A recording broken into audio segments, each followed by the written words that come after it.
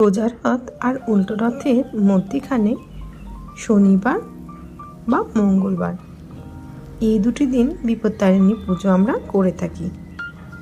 যারা বিপত্তারিণী পুজো নিজের গৃহে করতে চান তাদের জন্যই রইল বিপত্তারিণীর ব্রত কথা। ব্রতের নিয়ম: আষাঢ় মাসের শুক্লা তৃতীয়া থেকে নবমী তিথির মধ্যে যে কোনো শনিবার বা মঙ্গলবার এই ব্রত করতে হয়। যথারীতি ঘট স্থাপন করে পুরোহিত ব্রাহ্মণের দ্বারা বিপত্তারিণী পুজো করা উচিত। সাধ্যমতো তাকে দান ও দক্ষিণা দিতে হয়। ব্রতের উপকরণ: এই ব্রত পালন করতে গেলে আমাদের লাগে ঘট, আম্রপল্লব, শশীষ ডাব, নৈবেদ্য একটি, 13 রকম ফল, 13 রকম ফল ফুল দুভাগ করে কেটে দিতে হয়।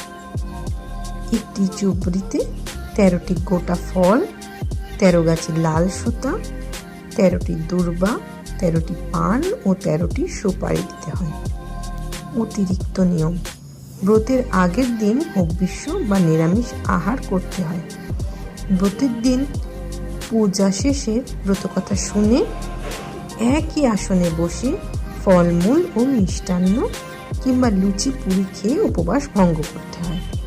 লাল সুতোর 13টি গাঁট ও দূর্বা দিয়ে পুরুষদের ডান হাতে এবং মেয়েদের বাম হাতে পড়তে হয়।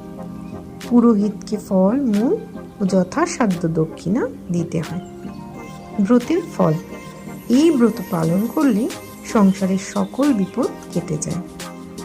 ব্রত কথা: বিদর্ভ দেশে এক রাজা ছিলেন। তার রানী খুব ভক্তিমতী ও স্বামী ভক্ত পরায়ণ। রানী নিষ্ঠা সহকারে বিপত্তারিণীর ব্রত করতেন। এক মুচিনির সঙ্গে তিনি সই পাতিয়েছিলেন। মুচিনিকে তিনি প্রায়ই নানা রকম ফল ও খাদ্যদ্রব্য উপহার দিতেন। মুচিনি খুব গরিব, তবু তার খুব ইচ্ছা রানীকে কিছু দেয়। রানীকে রোজই বলেন যে একদিন তোমার কাছ থেকে চেয়ে নেব, কিন্তু চাওয়া আর হয় না।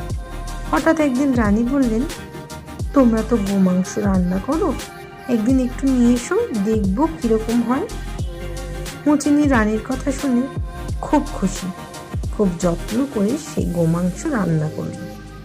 তারপর কাপড় চাপা দিয়ে রাজবাড়িতে এনে রানীকে বললে, গোমাংস এনেছি, রানী তো আর খাবেন না, শুধু দেখবেন, তাই যত্ন করে ঢাকা দিয়ে রাখলেন।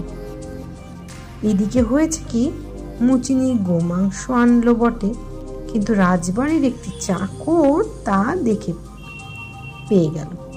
সে রাজাকে এসে সব কথা বলতেই রাজা এসে রানীকে বললেন, মুচিনি তোমাকে কি দিয়ে গেছে? যদি আপত্তিকর কিছু সে রেখে গিয়ে থাকে তাহলে আমি তোমার শিরচ্ছেদ করব। রানী বিপদে পড়ে ভয়ে কাঁদতে কাঁদতে এক মনে মা বিপত্তারিণী দুর্গাকে ডাকতে লাগলেন। মা বিপত্তারিণী দুর্গা ভক্তের আকুল কান্নায় স্থির থাকতে পারলেন না। রানীর কানে কানে বললেন, দেখো গে, সব ফুল হয়ে গেছে। রানী তখন রাজাকে সেই ফুল এনে দেখালেন। রাজা চাকরকে তিরস্কার করলেন। মা বিপত্তারিণীর দুর্গার কৃপায় রানীর বিপদ কেটে গেল। সেই থেকে এই ব্রতের কথা চারিদিকে প্রচার হলো।